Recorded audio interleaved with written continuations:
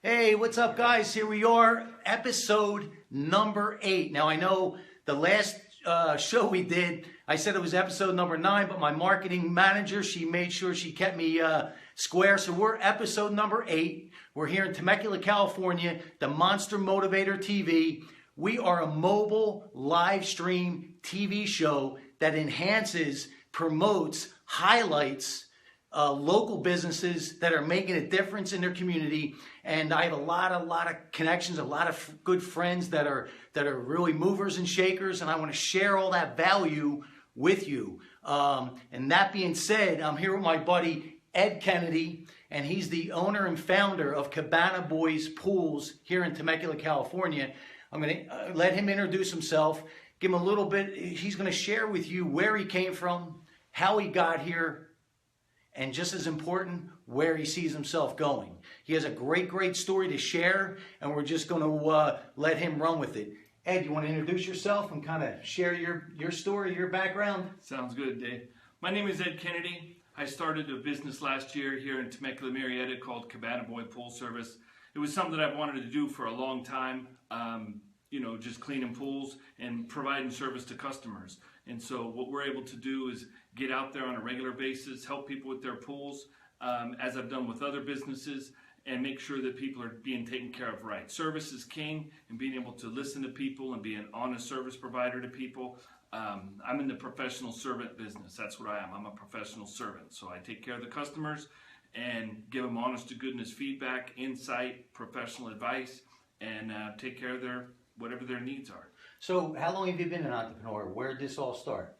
I've been an entrepreneur basically in the mindset, at least 10 years. Okay. But basically, I'm very particular about the word entrepreneur because it's been slaughtered like small business owner, better, and everything else. Yeah. And I'm all of the above. But that being said is that it's important as an entrepreneur to be doing something different and to be providing something different, not just a small business owner. You're just not a manager. You're literally doing something with a different niche. You're bringing the value. Bringing value to it, and really being able to diversify things and be able to see things from a different perspective. Thinking outside of the box, being a risk taker, but in a good way, a risk taker. Yeah. That's so you started about 10 years ago in your mind, but you started your first business about 8 years ago. About 8 years ago. Yeah. Okay. So he just, Ed's a big planning type guy. He wants that. That's his part of his DNA. He wants to make sure he's got as much in place that makes sense, but he understands the dance. If you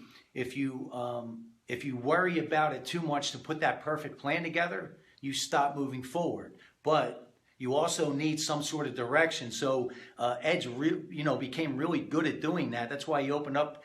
He had his first company 8 years ago. Now he just opened up his second company a year ago. Correct? Yeah, it's not a problem. 8 years ago, I started a maid service. Then it turned it into a franchise. It's called Maid Pro here in Temecula, Marietta, and that thing is up and running well, being well managed. I have a business partner that's kicking butt and opened the side door for me to pursue this next dream. That's the entrepreneurial DNA, man. That's what it takes. Not everyone has it, and that's okay. But that's where your level of awareness really comes in to help you direct your journey, to know where you really belong, where you really fit.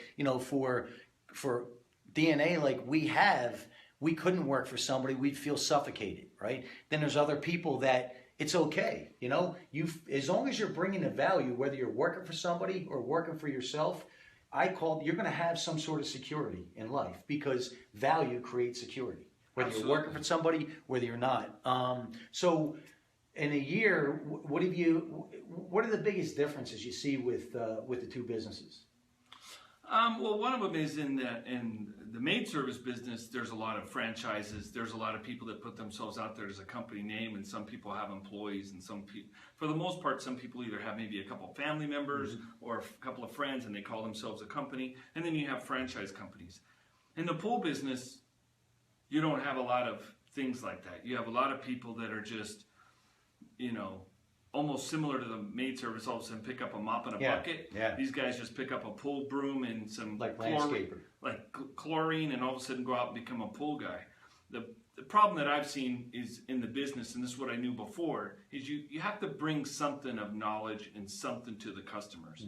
And a lot of customers I adopted all of a sudden have horrible water, and that water isn't just bad water. Dogs drink it, yes, all these kind of things happen, but it ruins their equipment, ruins their plaster. It's one of those scenarios that falls into people in life when it's, I'm penny smart, pound stupid, because pennies are cheap, but pounds are a lot of money. And so when they're trying to save a few dollars on a monthly service, they forget about how important that is in the long haul. They have to replaster their pool because they had bad water for 4 years. That's thousands of dollars. Yeah, and you don't want to, my old motto in business is you never want to step over $1 to pick up a quarter. Absolutely. And that's really what you're talking about. Exactly. And that also sounds like you're separating yourself from, a lot of the competition in your industry and that creates value in itself. Absolutely. Right? What do I bring to the table that these other guys aren't? Absolutely. Okay. All right. And on the maid business, the same thing I can apply over to Cabana Boy Pool Service, which I am, is as I start to hire help, you focus on who is this person that you're going to be entrusting to your customers. Right. So here we've had a maid service that we've been in business for 8 years, cleaned tens of thousands of homes, and never had a theft from a home. That's unheard of. Right. That's unheard of. We do a 10-panel drug screen. Same thing I'll be doing with Cabana Boy Pool Service. We do a full criminal background check. But more importantly, you work with these people every day and you build a culture. And you live in you hire people who you want to sit down to dinner with your family. Yeah. And that's what your customers then therefore feel. And that's so long term, and I'm so glad you brought that up because that was going to be my next question. I know the answer to this question because I know you, right? But how important do you feel culture is in any business? It's number one. It's everything. It's not, yeah, it's right? number one. It's everything foundation. Else, it's the nucleus. Everything, it can be the beginning of the end, or it can be the beginning of right. You can an endless, optimism, awesome thing. Energy, so you can build it up, you can tear it down, but you can't outperform it. Right. So your business cannot be outperformed by the level of the culture that you created, right? Or you could tear down, or you could build up, a lot like your self-image. And like I said, I knew the answer to that question because I know Ed, I know how he thinks as a businessman. But would you agree that the ROI, the bottom line numbers, the sales, the training, the customer service all follows in accordance to culture? Absolutely. It's there's so many little pieces to business, so many parts and components that one of the worst things that you want to do is try to fly by the seat of your pants and not really be thinking about listening to others that have experience. Lots of people get out there and they think, oh, I know better than everyone else. It's like, be humble, listen to people in business, listen to people that have experience. Right. And there's many, many, many little pieces about it. And you can either go out and pay tens or hundreds of $1,000s for that lesson, or you can get it for free by closing your mouth and opening up your ears and listening to people. And this is a great point that I want to talk about. Again, a lot of questions I'm going to ask that I already know the answer because we're just so in sync when we look at businesses. But, there's a big difference. I always say there's a big difference between knowledge and wisdom. To me, knowledge is, a lot of unorganized information, but wisdom comes from real life, real practical steps, right? Which create real practical results. That's why if we were sitting here with an 85-year-old businessman, right? Sure. That he's going to share with us things that we might not even know or didn't even think about because he's been there. Absolutely. That, to me, that's wisdom. How important is that as a leader in a leadership role in a business? Well, like I mentioned, you have to be humble. You have to listen, and it's vital. I never ask anybody in my business if I'm dealing with people that I look at them as coworkers. See, that's part of our culture. I'm not a boss. I'm not an owner. I'm a responsibility of that, but I'm part of the team. Yeah. And we abide by a mutual respect. Upon the time of hire, you can see when we're interviewing somebody, you can see their eyes light up because you all of a sudden start to convey a message of mutual respect, and they're like, huh? Like they're all baffled that you mutually respect them. We're a team. I respect you. I'm looking out for you. If they go, I already have a job, I'm like, well, how much are you making there? Maybe this is going to be better for you. Maybe you need to stay where you are. Maybe you have 2 days off and you come and try this one first for 2 days. And then if you're like, this isn't going to work for me, perfect. We shake hands, give a hug, have a nice day, go kick butt in whatever you're doing or whatever your next venture is. Yeah, we move on. And it's mutual respect. See, and that's so vitally important, but so overlooked. Especially as a company grows, it's so overlooked in the corporate world. And really, this relates to whether you're a one-man band or whether you have a 30,000 people employee business, right? Same. It all boils down to that culture. And it's up to you to create that. You know, another big thing I love to find out and point out in business, and I asked everyone this same question when I interview them, is what's your why for this business? What's your why? My biggest why in business is going. It's the same as I used to watch this show on CNBC by Donnie Deutsch. The big idea.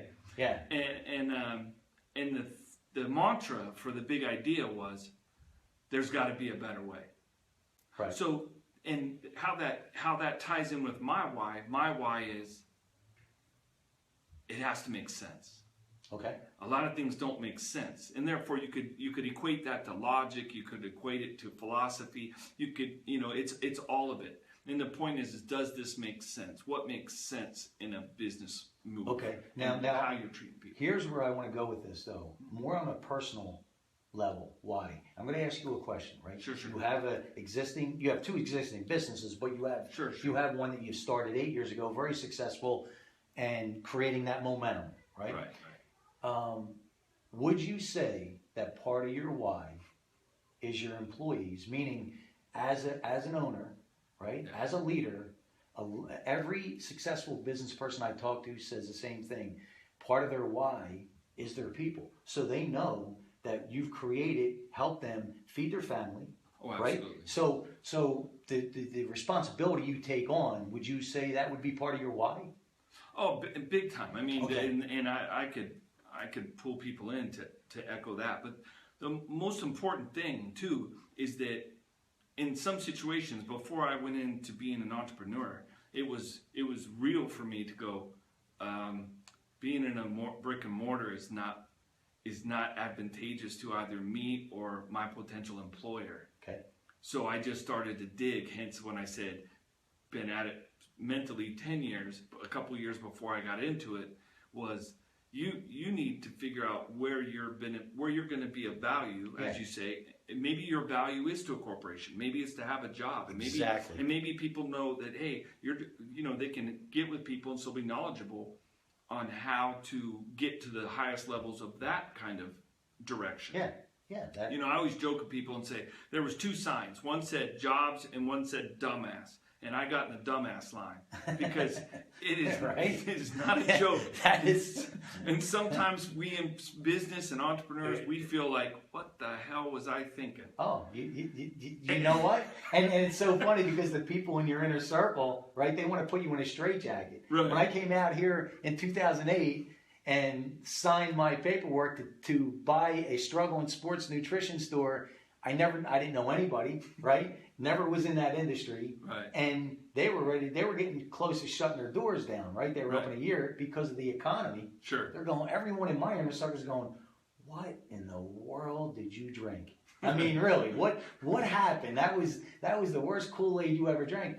But there's something that I saw that they weren't doing that I believed I could implement. Yeah. And fortunate enough, we were able to build it, create enough equity and flip it. But you're right. But you have to learn to listen. I call it your inner GPS, right? Your gut feeling, your intuition. Yeah. When you can learn how to listen to that on a consistent basis, how many times does it ever steer you wrong? As long as you can follow it through.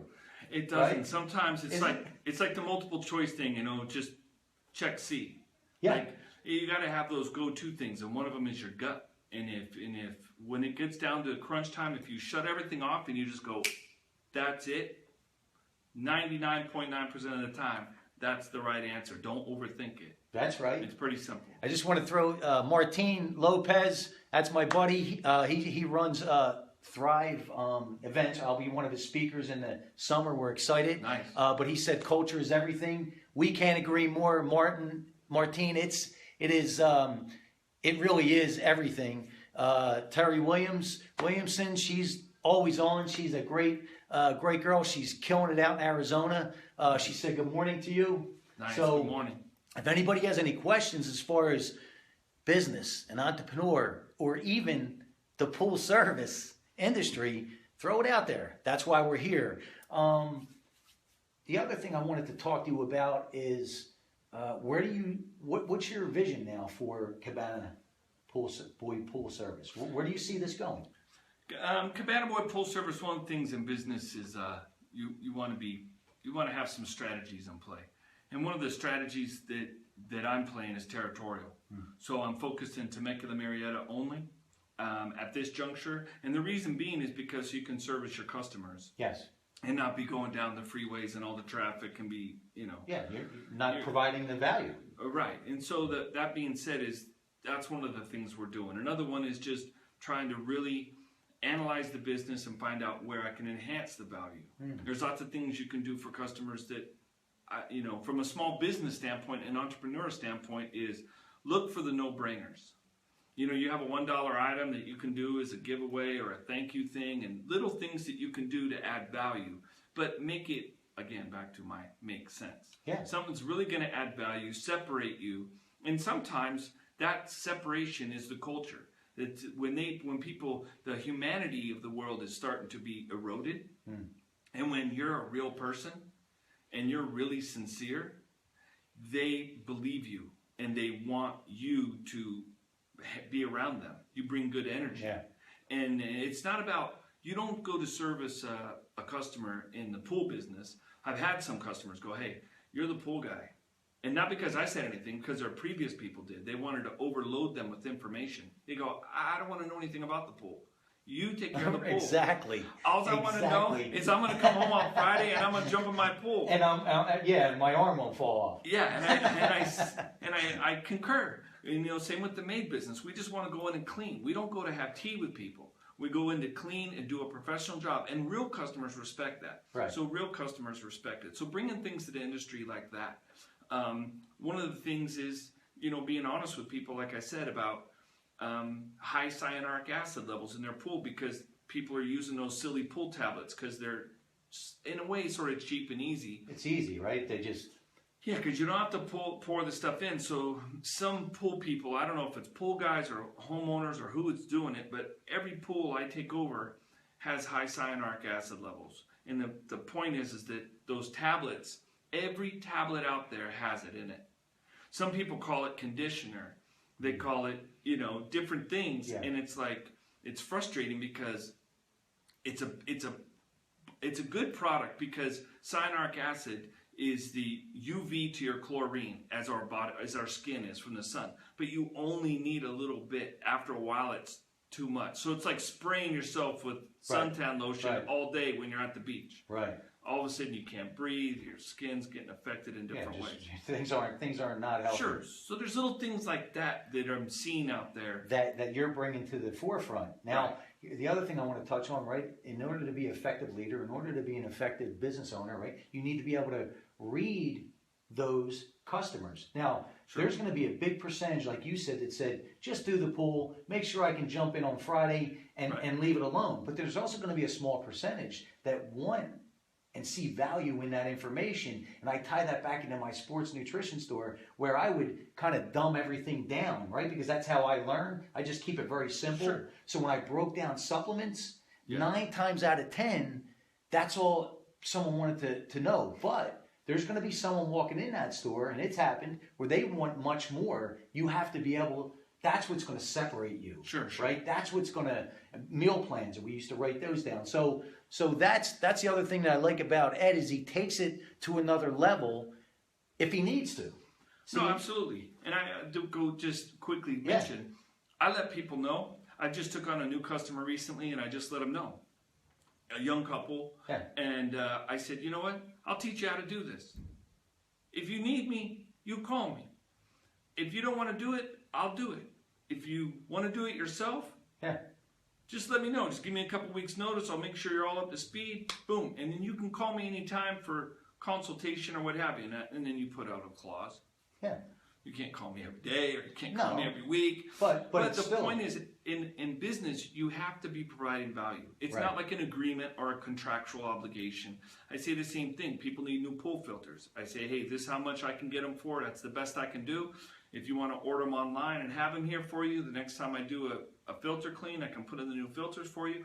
I'm not trying to make money off the customer other than providing service and value. Right. If you provide a product and you have a little markup for your time and your cost and stuff, that's one thing. But it's not as though you're searching out to do that. And I treat everyone's equipment, pools, their plaster, their coping, everything as though it's mine.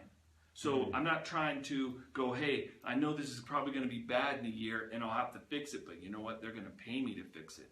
There's no tricks in the book. There's no reason to go out there in that kind of short money and that bad game. Short money, short term. Play smart. Right? Yeah. Short term instead of looking at the long term value. It reminds me, what you just talked about reminds me of, Gary V, jab, jab, jab, right hook. So it's jab, jab, jab, right? Is the value, value, value. Then you can ask for the business because you created enough value. Absolutely. Right? You brought something to the table instead of just putting your hand out.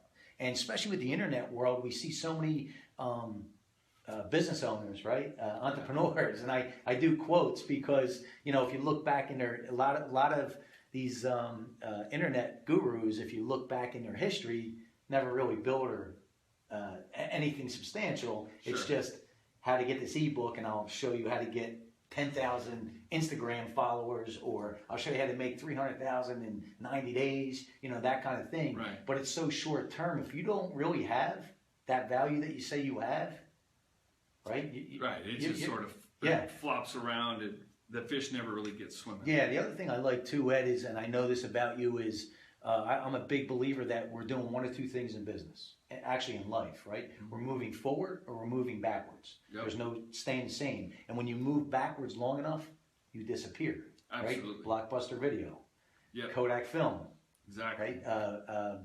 The bookstore, Borders Books. Yes. Right? They didn't stay on the cutting edge of their business. It's hard. Right? And what happens? They disappear. So what are some of the things you might be able to share with us that you're implementing that's going to keep you on that cutting edge? Is there anything that comes to mind? You have to participate in industry stuff. And if you're on LinkedIn or if you're on Facebook, there's groups out there that you can join that are industry groups that you can then cycle around information. There's things that you can be paying attention to on a governmental level, on where your industry's going, what kind of restrictions or things might be out there. And at the same time, if you're going to have staff or independent contractors and such, that you're looking into all those things. And staying in tune if you're an employer in small business, you want to focus on the laws. Don't forget about state employment laws and all those kind of HR laws. With both businesses, we have an HR consultant, and that's huge. She's written up our handbooks and any kind of paperwork for if I have a girl that comes in and says, you know what, I'm letting you guys know, I just realized I'm excited. We're, 2 months pregnant. It's like, woohoo, we get excited with them, and I just make my phone call. What do I got to do? And so everything is and it keeps bringing us back to the same thing, right? Culture. So I want to, Terry Williamson, she said, that's awesome. So many business people keep things a secret. They hold back to keep you dependent on their service. She said, much respect to you for the things that you're sharing, because you're so transparent, right? Yeah, and for me, that makes it easy. But that comes from a courageous part, because if you're holding back, it's coming from a fearful state, right? Yes. Oh my God, if they know this, I'm going to be out of business. If they know this, right? But that's the difference between somebody that's living their life in a fearful state versus a courageous state, right? He's confident what he brings to the table, what he can do, and his end result. That's that's a huge difference. In business, you figure out the numbers. You don't have to take that to the customers. Right. I went into business knowing that I wasn't going to fight a customer over $1. Once that tug happened, you let it go. Yeah. And then you might have to communicate with them.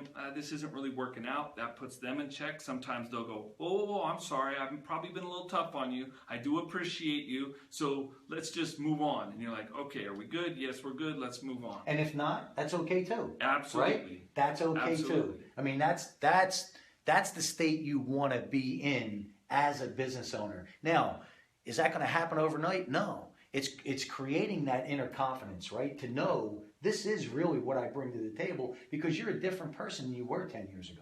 Absolutely. You're a different person than you were a year ago. Correct? Absolutely. In order to keep moving, growing, and evolving. You know, that's and that's why I was excited to bring Ed on today, because he's just so full of value.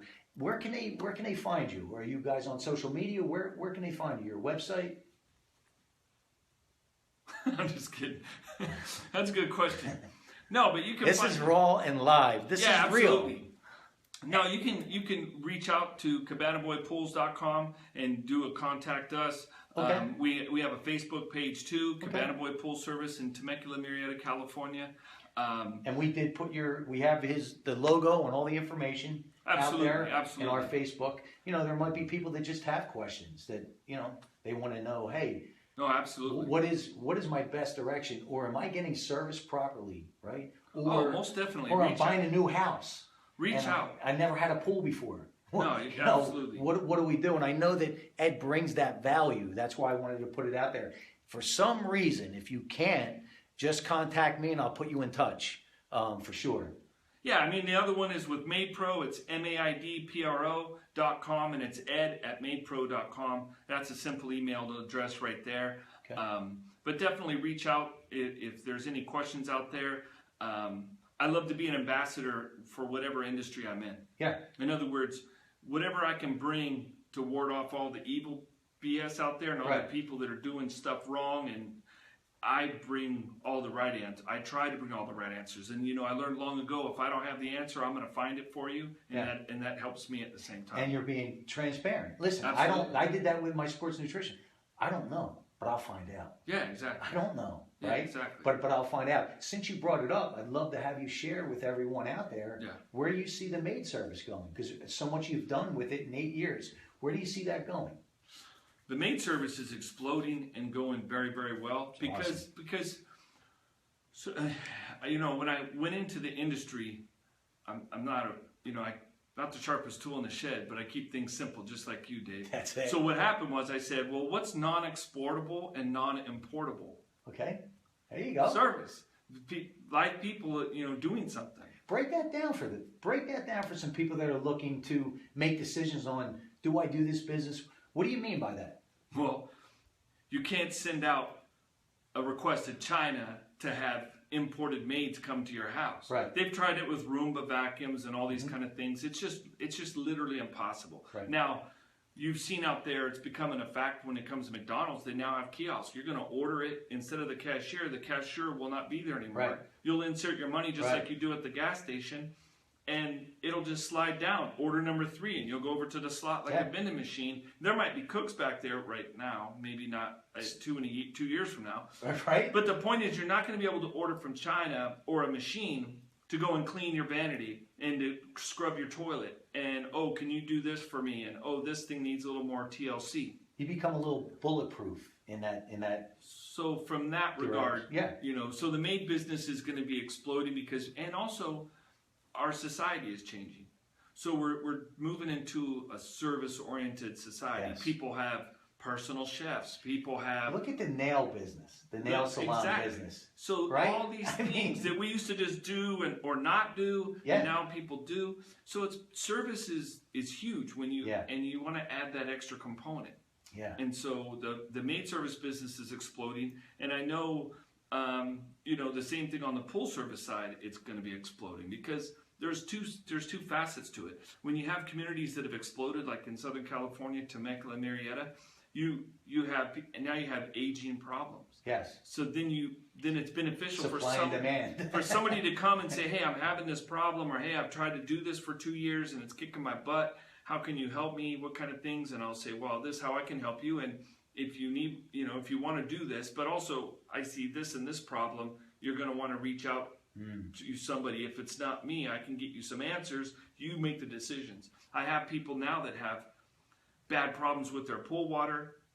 They don't want to dump the water, but that's the only solution because their cyanuric acid is way too high. There's some products out there that can help reduce it, but they're very costly at the same time. But if it's low numbers, you don't have to dump the pool. You can use it. One of the products is bioactive. They're actually in the office next door. Okay.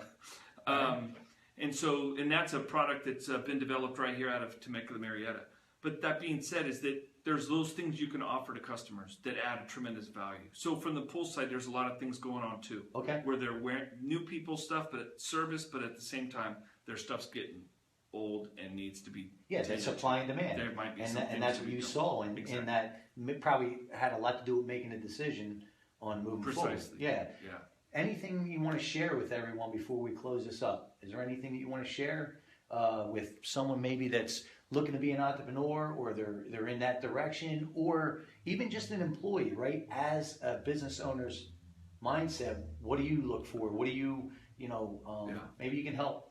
Well, there's different facets. I jokingly, you go back to the nucleus of your idea, right? You first have an idea. And what happens to that idea is you're a salmon just starting to go upstream. And all of a sudden everybody goes, pow, pow, pow. Oh, that's a stupid idea. Someone else has thought of that. And all these kind of things that come at you. That's like the first echelon that really, and then you have to mentally get through that because nobody cares. So you either have to want to pursue that. As you pursue those angles and moving forward in what you're doing, you still have to always listen. And parts of you are going to be trying to build yourself as strength and be ironclad. The problem is you at times have to still yearn for information and knowledge to and differentiate and really decipher what's what. And really, there's no right answer. So you have to constantly make those little pieces that make it your decision. Yeah. Some things are going to be principles. Some things you can maybe act like you're going to get married to. And some things you do not want to get married to. You always want to pull it out and go, is this a deal breaker? Is this something hardcore? Or is this ideological and maybe not relevant to business? So you got to be very careful in those little choices. What you're saying really too, in essence, is you got to be able to, hey, listen, we're going down this path and we're going to make a right and then we're going to make a left. Oh, some things came up. We're going to make a left and then we're going to make a right, because that's what happened as you start to unfold, right? Absolutely. There's things that happen, so you can't just be stuck in a box. You can't. And it's important too. Write things down. Put things in a file. Put things in hey, I'm going to review this in 60 days. And don't forget, so that things just don't go and you kick yourself a year and a half from now. Yeah. And you say, oh my gosh, why didn't I get that domain name? Why didn't I do this or that idea? The biggest thing is that you're just trying to be strong at the same time, but you have to be absorbent to information. You got to be that chameleon, right? You got to be that fireman putting those fires out, but you have to be able to navigate and bring your team along, right? That's the ultimate goal. And they start to trust you, and then they want to be with you. They want to ride your coattails. They want to be around you because you're looking out for yourself, but you're also looking out for them. If your business includes the word discount or affordable, just close shop. Right. Businesses are to make money. Right. And if you're a true capitalist and you think I can buy this for $1 and I can sell it for $1,000, then you're a capitalist. Right. If you think that's not fair, you should only buy it for $1 and charge $10. Then maybe you need to be an employee somewhere and offer value to a corporation. Great point, Ed. And at the end of the day, who decides? The market. The market decides on that value. Exactly. Right? I mean, look at the jewelry industry with diamonds. I mean, it's genius. Right? Exactly. It's genius. You could get a cubic zirconia. Right. It looks even better than that diamond, right? With so many flaws in it. But what you're paying, right? It's genius marketing. If I wore a CZ and someone said, "Oh, that's a beautiful diamond," I'd say, "I know, I love it." Right? It is a diamond to me. Exactly. But the market dictates. I'm not selling it to you. Right. I'm not proving it to you. Right. But the market dictates, right? Absolutely. What is the value you're bringing? Well, the market's going to tell you real quick. And that's why those short-term, quick cash people out there, especially on the internet, you're going to be revealed. It's only a matter of time. Definitely. It's only a matter of time.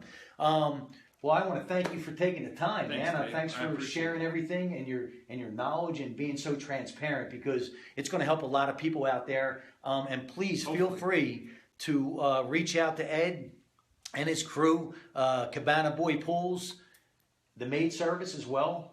Yeah, Maid Pro here in Temecula, Marietta. Maid Pro. Been here 8 years. Yeah, so if you have any questions or you need his service, please feel free to reach out to him. If you can't get in touch with him, reach out to me, and I'll be able to put you guys in contact.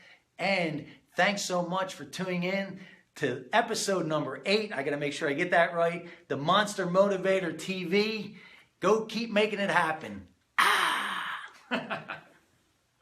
Hey. Thanks, Keith. Appreciate I said great talk today, guys. Thanks so much for joining in, and we'll see you on the next show.